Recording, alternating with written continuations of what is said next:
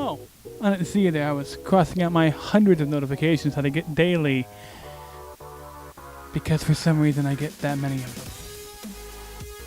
Anyway, my name is Chris Whitmer, and welcome to the Camera Zone. It's been several months.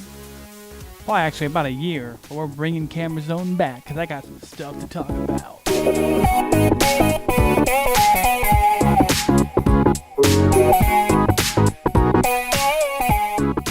Hope you enjoyed that intro.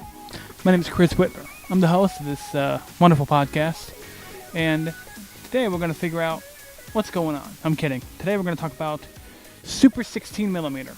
We're going to talk about the sensor that filmed just about everything that's in your collective memory visually, and we're going to talk about how apparently that is no longer cinematic because Super 35 sensors and full frame sensors they're just better for some reason. I'm going to pop in some clips during this whole thing. I'm going to reference the Reflex SR3. Now there is I'm saying this twice so I remember in editing, and there's a promo video on YouTube for the Reflex SR3, the camera that filmed a lot of things. These cameras filmed every TV miniseries up until the 2000s. These cameras filmed every commercial on television you ever seen in your entire life that you thought was cinematic. Every car commercial, every dialogue commercial, every Pepsi commercial, everything was filmed with Super 16mm in the 90s and up to the early 2000s, the 80s. From the inception of it, it was the TV format. It was for TV miniseries. It was for your TV shows. It was for your sitcoms. It was for your commercials. It was for music videos. It was for anything and everything that went to a TV screen. And it was everything independent cinema. Like 80% of stuff that was shot for indie cinema before it was on videotape was Super 16 or 16 mil. Now this format is very cinematic, and you can get great depth of field with it. There's many things I could show you that would have some wonderful examples. I'm going to pop some stuff up that I know was shot on Super 16, and we'll show you it, and it'll look great, and wow. And, that's cinematic and everything, because you remember it as cinematic.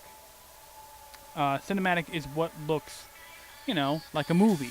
And 99% of the time, a lot of stuff in the history since the 50s of cinema that's been shot, it's probably 80% 16 mil, 20% everything else. Even with all the digital stuff, it's only been around for a good 10, 15 years now, and it's been this good as quality as film was.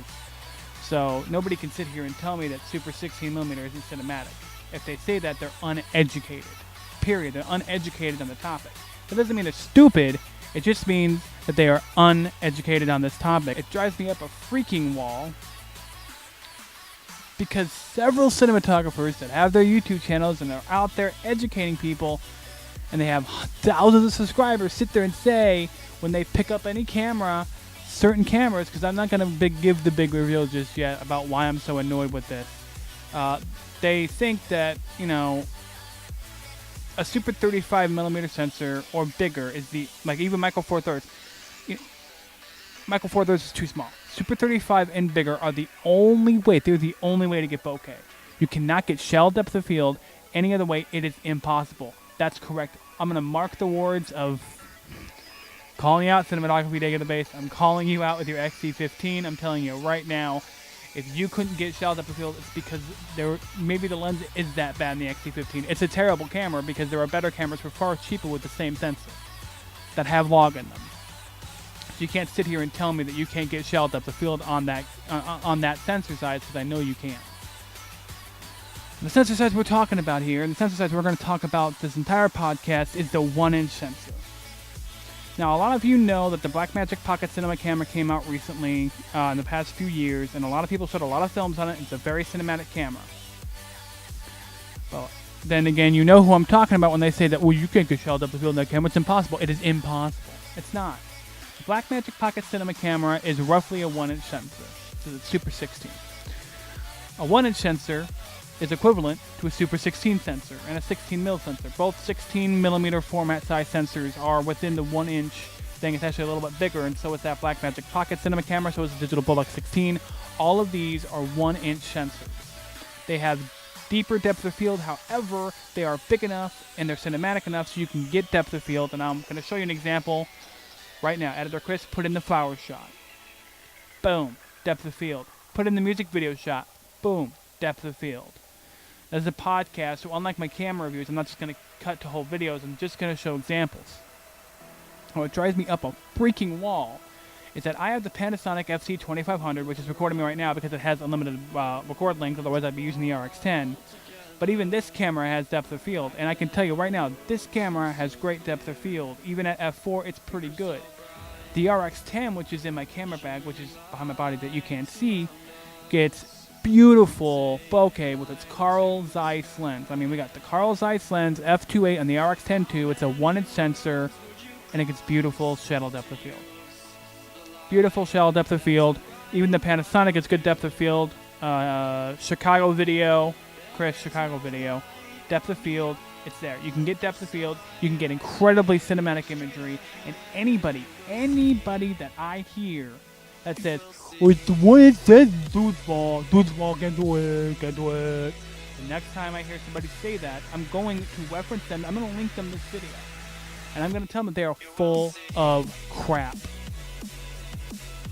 Do not sit there and tell me that the XC15, which is overpriced, that's a terrible camera, and I know the lens he has on there is really crappy, and that's probably his issue, the reason why he's having problems with it, but either way, you know, the RX10 Mark II, the RX10 Mark III, the Panasonic FC2500, all can get great depth of field, especially the Mark II, the Sony RX Mark II really can, and you know, these sensors are good in low light. They are, I don't care what anyone else will tell you, they are good. They are much, much, much better than video cameras of yesteryear. They are decent in low light. I can tell you the RX10 Mark II is equivalent to, I'm going to say, crop sensor DSLR in low light, and I'm going to say that the FC2500 is as good, and maybe a little better, as good in low light as the GH4, which isn't bad, but it's pretty good for a 1-inch sensor camera.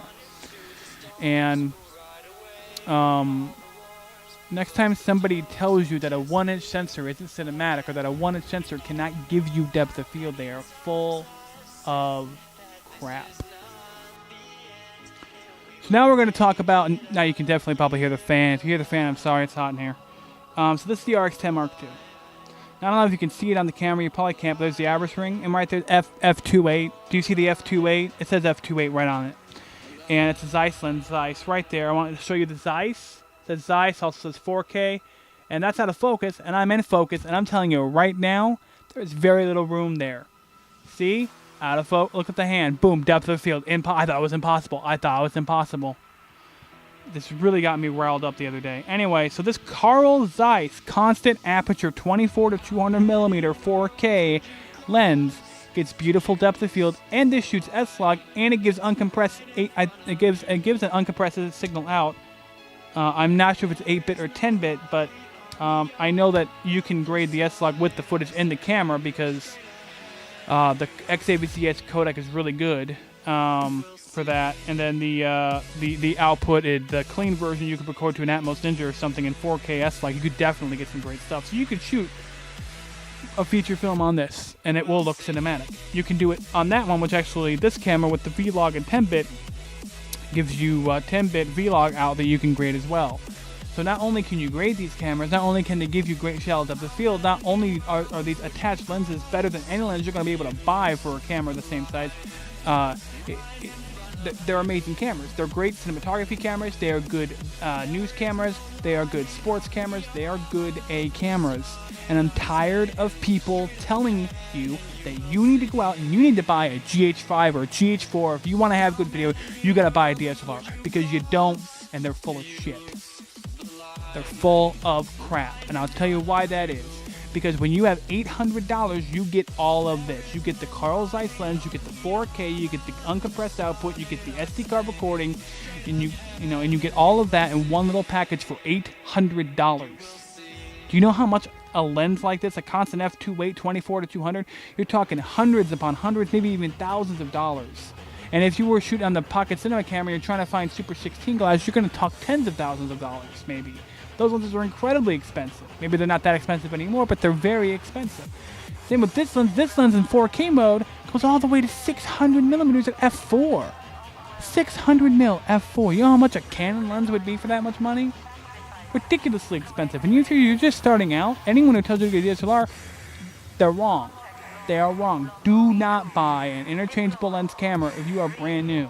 You need to learn what focal lengths work and how they can give you a different image and tell a story. The only way you're going to learn that is by trying out different zoom lengths. So you have to have a zoom lens to learn what lenses to use. You can go here and you can go 25, 35, 50, 75, 100, 150. You can try every single lens, every single good prime option out there on the one Zeiss lens, and know, okay, well then when I get my GH4 or my GH5 or my Sony full frame camera, because you're full frame for some reason, you can you'll know what you need. Now, can you shoot in the middle of the night with this thing? If you are, if you're anywhere that's not pitch black yet, I'll be completely honest with you. You can shoot downtown, you can shoot out, in your yard if you have some street lights, or just in the general area, you got some porch lights or whatever, you can get some good stuff. And the low light's really pretty good on these cameras these days.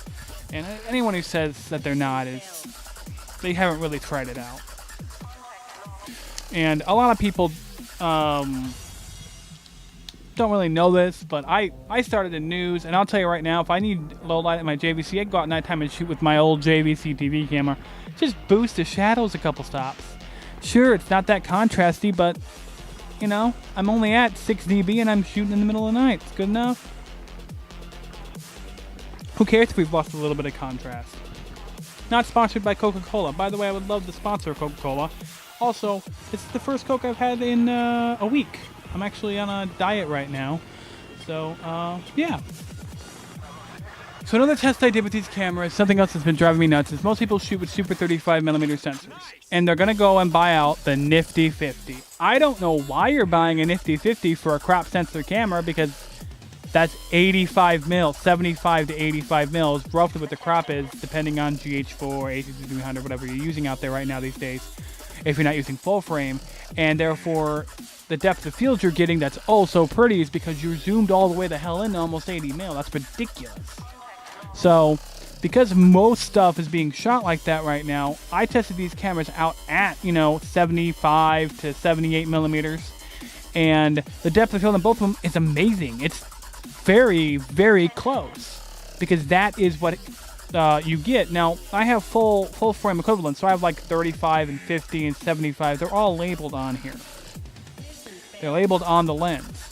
But if I want to replicate a 50mm lens on a 35mm sensor, I zoom in to about 78mm, because that's pretty close to what it is. And then the depth of field on this camera and the other camera, it's identical to an f1.8 Nifty 50 at f4.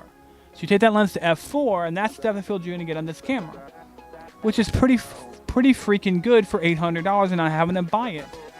And then you know what else you can do? You can zoom out to 50mm and still get great depth of field. Now, this camera is equivalent to the FC2500, which is about f3.9 at that point.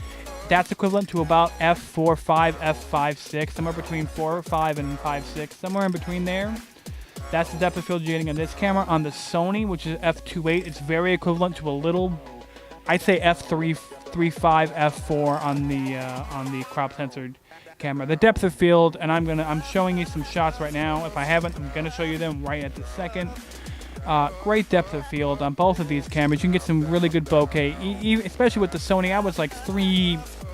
I was literally 8 inches away from the door behind me, and I had good depth of field. I had good separation. So, you can get great depth of field on a 1-inch censored camera.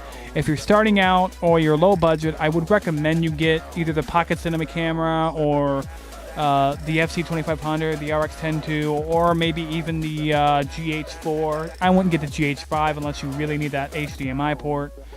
And all these cameras are going to do you really good. And you're going to be able to do incredible things with them. You're going to be able to get some good stuff. But if you are just starting out or you don't have a lot of money for lenses, then buy a camera with the lenses. You know, there's also the Sony PXW X70, the Z150, those are also some really great cameras. There's a DVX200. All these cameras have these 1-inch sensors to 4/3 sensors, and they're all very cinematic. They all give you a very similar look to Super 16mm, which is a beautiful, beautiful, beautiful format that is far, far more dead than, the little 8mm resurrection that's trying to happen. And, the folks who still shoot on 35, 16mm is dead. And no one's going to bring 16mm back. They're just not going to, because people forgot it. And that's a shame, because Super 16, Super 16 is the look that I like. My eye is a Super 16 eye. And I didn't realize this at first, but as I shot more and more stuff, I realized that I don't like the look of full frame. I don't like the look of film. I don't like the look of Super 35 sensors. I like getting good depth of field. And I really love the look I get out of a TV camera, but I wish I had a little bit more depth of field, and that is 16mm. What I wanted was digital 16mm. And once I got my hands in some 1-inch sensor-sized cameras, I knew that that's my look. And this is what I'm going to shoot on whenever I can. Unless a job calls for a different sensor, I'm just going to shoot on on these 1-inch censored cameras. I'm going to get good depth of field. I'm going to get good cinematic stuff. I'm going to be able to be really quick with shooting because I have the attached lens. I'll save a lot of money, so I'll be able to buy more lights and more mics and more tripods. And thanks for watching this episode of Camera Zone. Sorry it was short, and I'll be recording another one soon. I got a nice new setup. And I think next episode I'll talk to you guys about what it's like to work on an ESPN shoot. I'll tell you what it's like to work on national television. And that'll be next time. Anyway, thanks for watching. I'll catch you guys in the next podcast. Bye.